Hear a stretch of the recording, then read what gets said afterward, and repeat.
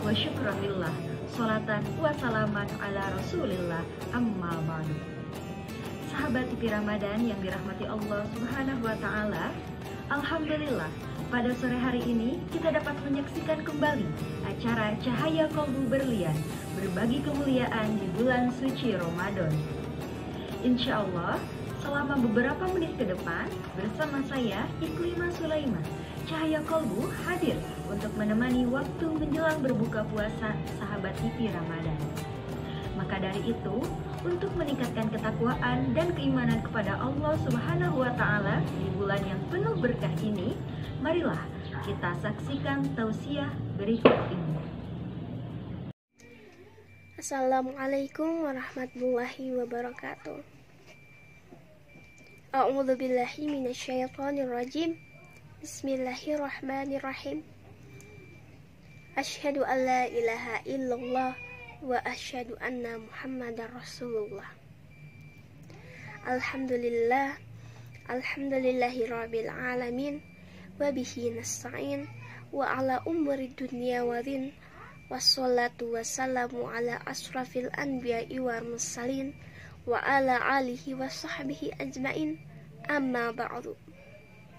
Puji syukur kita panjatkan kehadirat Allah Subhanahu wa Ta'ala yang telah memberi kita umur dan kesempatan untuk bertemu kembali dengan bulan suci Ramadan. Sholawat serta salam semoga tercurah limpahkan kehadirat Nabi Muhammad Sallallahu Alaihi Wasallam. Merupakan suatu rahmat yang sangat besar bagi kita umat muslim bisa bertemu dan menginjakkan kaki di bulan suci ini. Di bulan yang penuh rahmat dan suci ini, kita diberikan kesempatan untuk mengasah sebuah rasa sabar. Allah Subhanahu wa Ta'ala berfirman dalam surat Al-Baqarah ayat 153. A'udzu billahi minasyaitonir rajim. Bismillahirrahmanirrahim. Ya ayyuhalladzina amanu ista'inu bis-sabri was-shalah innallaha ma'as sabirin. Wahai orang-orang yang beriman, mintalah engkau pertolongan kepada Allah Subhanahu wa Ta'ala dengan sabar dan salat. Sesungguhnya Allah bersama orang-orang yang sabar. Dalam ayat tersebut dikatakan bahwa Allah bersama orang-orang yang sabar. Apa yang lebih indah dan lebih manis dari kita bersama Allah Subhanahu wa Ta'ala? Bahkan dalam surat Al-Imran ayat 146 Allah berfirman, Wallahu yuhibbus sabirin. Allah mencintai orang yang sabar. Sekali lagi, apa yang lebih indah dan lebih manis dibanding kita dicintai oleh Allah Subhanahu wa Ta'ala? Sabar memang bukanlah suatu hal yang mudah, bahkan sulit dan kadang juga pahit. Tapi insya Allah berbuah sangat manis.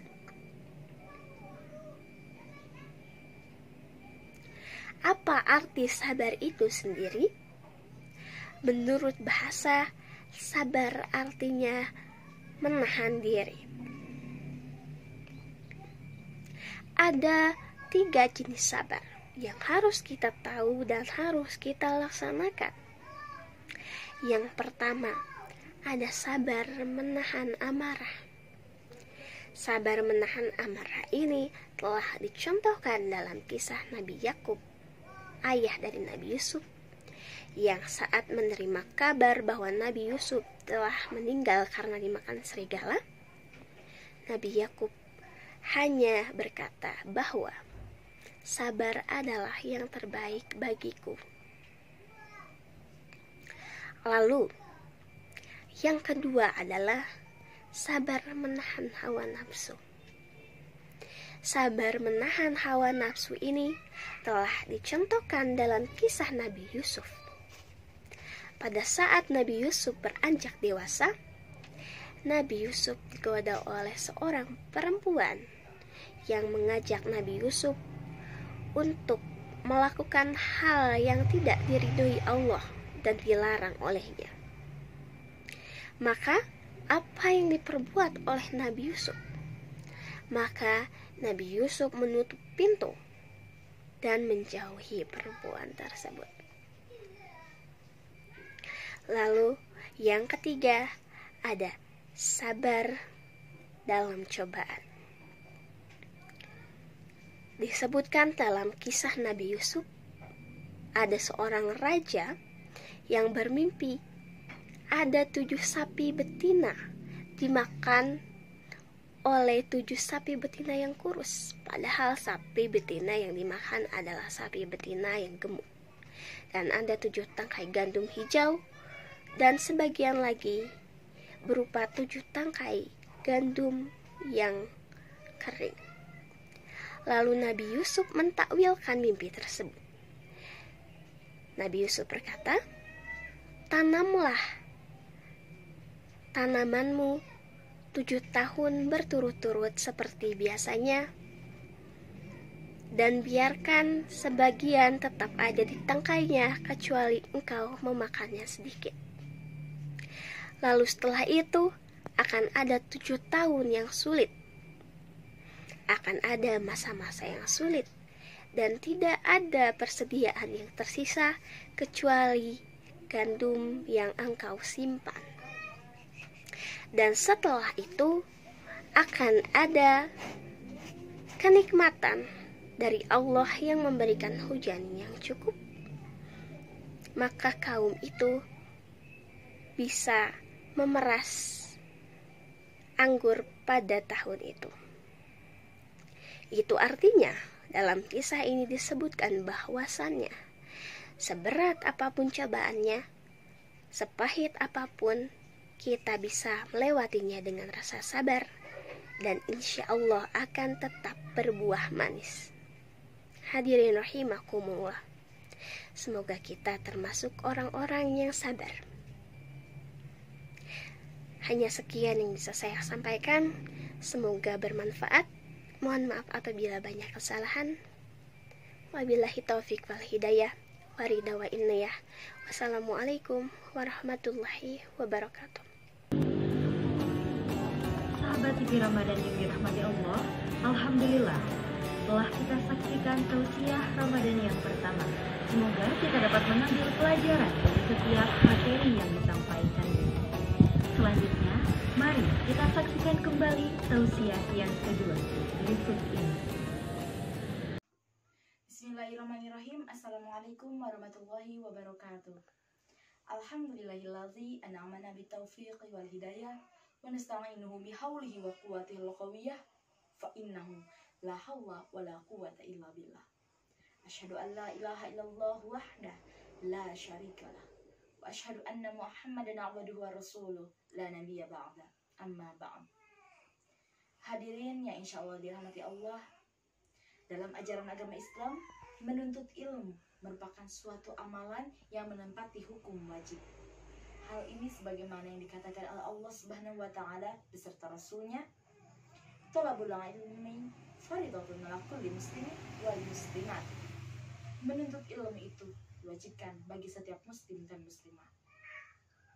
Kemudian muncul pertanyaan, kapan sih kita diwajibkan menuntut ilmu? Jawabannya, utlubul ilma minal mahdi ilal lahdi. Carilah ilmu dari sejak buaya hingga liang lahat. Sesuai dengan hadis Rasulullah SAW, menuntut ilmu hari ini mengambil tajuk long life education. Maksudnya, menuntut ilmu diwajibkan bagi setiap manusia sepanjang ia hidup. Namun dalam ajaran agama Islam, menuntut ilmu tidak hanya difokuskan pada ilmu pengetahuan dan teknologi saja, melainkan harus diiringi dengan iman dan takwa. Sebab ketika kita mengejar ilmu pengetahuan tanpa dengan iman dan takwa, maka akan cenderung bebas atau liberal, yang pada akhirnya mampu menyesatkan diri kita. Sebaliknya, ketika kita mencari ilmu pengetahuan dan teknologi juga diiringi dengan iman dan takwa, maka ilmu tersebut akan memberikan keberkahan serta kemanfaatan bagi kita dan juga masyarakat.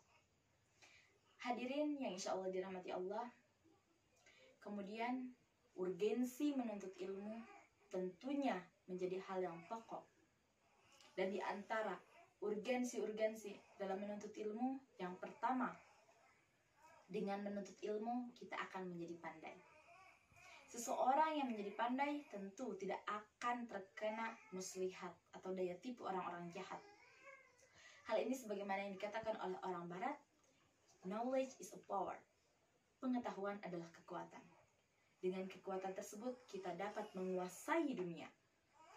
Kita dapat melihat negara-negara maju seperti Jerman, Amerika, Jepang, dan negara maju lainnya yang mampu menguasai dunia karena kemajuan ilmu pengetahuan dan teknologinya. Hadirin yang insya Allah dirahmati Allah,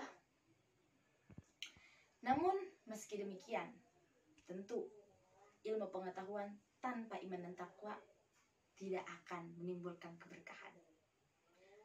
Dan yang kedua, yaitu dengan ilmu pengetahuan kita akan selamat. Karena sebagaimana yang dikatakan Al-Mahfudzat, al-ilmu nurun wal jahlu dhalamun. Ilmu itu cahaya dan kebodohan adalah gelap.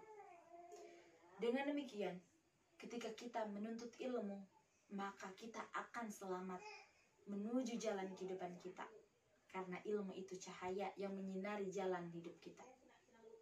Dan selanjutnya, dengan menuntut ilmu, kita akan mulia di hadapan Allah. Sebab menuntut ilmu adalah suatu amalan yang sangat baik nilainya di hadapan Allah Subhanahu wa Ta'ala. Bahkan orang yang menuntut ilmu dianggap sebagai orang yang sedang melakukan jihad fisabilillah.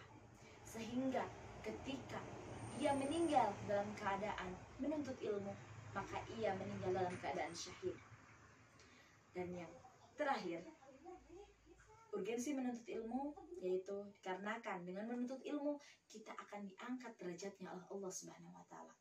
Sebagaimana firman-Nya dalam Quran surat Al-Mujadilah ayat 11 yang berbunyi, A'udzubillahi minasyaitonirrajim, Bismillahirrahmanirrahim. Yarfa'illahu alladzina amanu minkum walladzina utul ilma darajat. Allah akan mengangkat derajat orang-orang yang beriman di antara kalian dan orang-orang yang menuntut ilmu. Hadirin ma'asyiral muslimin rahimakumullah. Selain menuntut ilmu, juga kita dianjurkan untuk mengamalkannya. Apalah gunanya ketika kita memiliki banyak ilmu, tapi kita tidak mengamalkannya kepada orang yang membutuhkan. Sebagaimana yang dikatakan, al-ilmu bila amalin kasyajari bila samarin. Ilmu yang tidak diamalkan bagaikan pohon yang tidak berbuah. Maka oleh karena itu, marilah kita bersama-sama menuntut ilmu dan marilah kita bersama-sama mengamalkan ilmu kepada sesama. Hadirin, mungkin hanya itu yang dapat saya sampaikan. Kurang lebihnya saya mohon maaf. Yang benar datangnya dari Allah Subhanahu wa Ta'ala dan yang salah datangnya dari diri saya pribadi. Hidup sendirian tanpa kekasih. Cukup sekian dan terima kasih. Assalamualaikum warahmatullahi wabarakatuh. Hadirin sahabat TV Ramadan yang dirahmati Allah, alhamdulillah selesai sudah acara pada sore hari ini. Semoga kita dapat mengambil hikmah dan pelajaran dari setiap tausiahnya. Untuk itu, saya Iklimah Sulaimah pamit undur diri. Mohon maaf bila ada kekurangan dan kesalahan. Jangan lupa saksikan terus Cahaya Kolbu di jam dan waktu yang sama.